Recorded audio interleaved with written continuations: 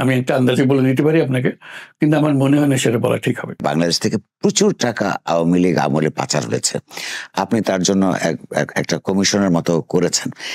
এই টাকা পয়সা ফিরে পাওয়ার ক্ষেত্রে কোনো মানে অগ্রগতির ইঙ্গিত কি পাচ্ছেন আপনারা? সবাই আশ্বাস দিতে, সাক্ষী প্রমাণ পেয়ে গেলে আমরা নিশ্চয়ই একটা ব্যবস্থা করতে পারবো। এটা এরকম আইন আছে, আইনের মাধ্যমে এটা করবো।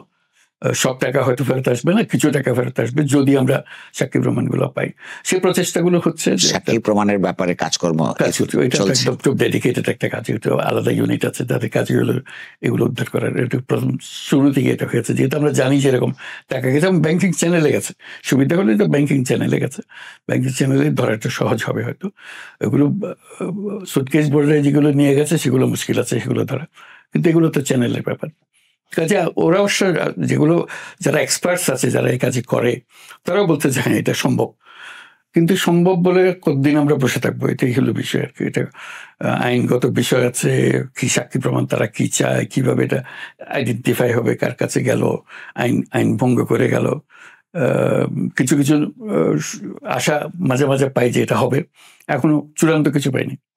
মানে আমাদের আশা করবার কারণ আছে, আশা করার কারণ অবশ্যই কারণ আছে। কিরকম সময় লাগতে পারে বলে আপনার ধারণা? এটা তো তাদের কথা তো কিছু বুঝতে পারি না। এটা যে একটা স্ট্যান্ড লাইন আছে এর মধ্যে গিয়ে এটা শেষ হবে, এটা এখনো বুঝি নাই যে এটা কতদিন লাগতে পারে। আমি একটা আন্দাজে বলে দিতে পারি আপনাকে, কিন্তু আমার মনে হয় না সেটা বলা ঠিক হবে।